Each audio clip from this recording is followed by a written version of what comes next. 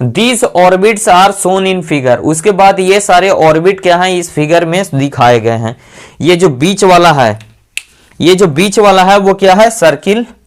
ये जो बीच वाला सर्किल है जो मैं ब्लैक से कर रहा हूं, ये क्या है, अर्थ है। क्या है, अर्थ है। ठीक है।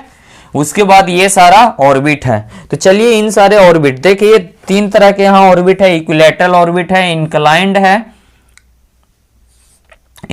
है और एक पोलर है। इन तीनों का भी और अलग अलग नाम से पुकारा जाना जाता है। तो चलिए ये इन सभी को हम लोग जानते हैं बारी बारी से। तो बारी बारी से जानते हैं। तो सबसे पहले क्या लिखा हुआ है, इंक्लाइंड ऑर्बिट लिखा हुआ है। तो चलिए इंक्लाइंड ऑर्बिट के बारे में ही जानते हैं। तो देखिए इंक्लाइंड ऑर्बिट को एक और नाम से जानते हैं, इलिप्टिकल ऑर्बिट के नाम से। क्या, इलिप्टिकल ऑर्बिट के नाम से भी कहते हैं। इलिप्टिकल ऑर्बिट के नाम से भी जानते हैं। इलिप्टिकल ऑर्बिट, इस नाम से भी जानते हैं इंक्लाइंड ऑर्बिट को। ठीक है। इंक्लाइंड ऑर्बिट को इलिप्टिकल ऑर्बिट के नाम से भी जानते हैं। देखिए इंक्लाइंड ऑर्बिट इसको क्यों कहें, इसको समझिए। इंक्लाइंड ऑर्बिट इसको क्यों कहें, देखिए ये यहाँ पे तीन ऑर्बिट हैं। इन तीनों ऑर्बिट के बारे में बता दे रहा हूं।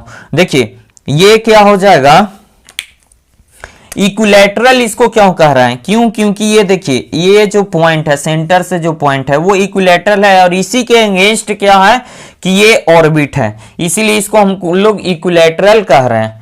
जब इक्विलैटरल से 90 डिग्री पे कोई ऑर्बिट आ जाता है तो उसी को हम लोग क्या कहते हैं, पोलर। ये जो पोलर है देख रहे हैं, नॉर्थ से साउथ पोल की ओर ये मूवमेंट करेगा, इसको हम लोग क्या कहते हैं, ये पोल वाले एरिया को कवर करेगा, इसीलिए इसको हम लोग पोलर ऑर्बिट के नाम से भी जानते हैं। अब इंक्लाइंड ऑर्बिट इसको क्यों कहें, इंक्लाइंड ऑर्बिट देखिए यहाँ पे इसमें कोई भी इंक्लाइंडेशन है, इक्विलैटरल में कोई भी इंक्लाइंडेशन है नहीं है, जीरो इंक्लाइंडेशन है। लेकिन इसमें इसके अपेक्षा इस इंक्लाइंड वाले ऑर्बिट में क्या है, इंक्लाइंडेशन है। तो इंक्लाइंडेशन आ गया तो इसीलिए इसको हम लोग इंक्लाइंड ऑर्बिट कह रहे हैं और इसी को हम लोग इलिप्टिकल ऑर्बिट कह रहे हैं।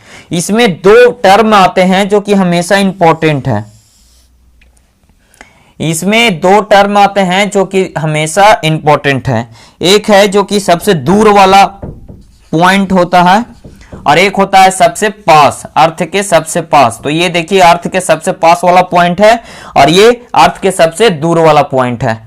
तो देखिए यहां से ऑब्जेक्टिव बनते हैं दोस्तों, यहां से ऑब्जेक्टिव बनते हैं। इस इंक्लाइंड ऑर्बिट से, इलिप्टिकल ऑर्बिट से यहां से दो ऑब्जेक्टिव हमेशा पूछे जाते हैं। इन दोनों में से एक ऑब्जेक्टिव तो श्योर है कि पूछा जाता है, कंपटीशन में भी और आपके सेमेस्टर एग्जाम में भी। तो कौन सा, तो अर्थ से सबसे पास वाला पॉइंट जो है वो क्या कहलाता है, पी से पास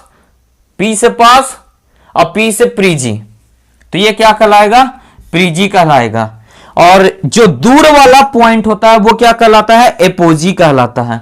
चलिए इसको हम लोग पढ़ते हैं, इसको जानते हैं, समझते हैं डिटेल में, वहां पे सारा कुछ यहाँ पे। तो इस तरह से हम लोग का तीन ऑर्बिट है, एक पोलर ऑर्बिट है, एक इंक्लाइंड ऑर्बिट है जिसको हम लोग इलिप्टिकल ऑर्बिट के नाम से जान रहे हैं, एक इक्विलैटरल ऑर्बिट है, इसी को हम लोग जियो स्टेशनरी ऑर्बिट के नाम से भी जानते हैं, जियो स्टेशनरी ऑर्बिट के नाम से भी जानते हैं। क्यों इसको जानते हैं, क्योंकि इसी पे हमारा जियो स्टेशनरी, इक्विलैटरल ऑर्बिट में ही जियो स्टेशनरी सैटेलाइट मूवमेंट करता है। जियो स्टेशनरी सैटेलाइट को ही हम लोग कम्युनिकेशन सैटेलाइट भी कहते हैं, समझ गए।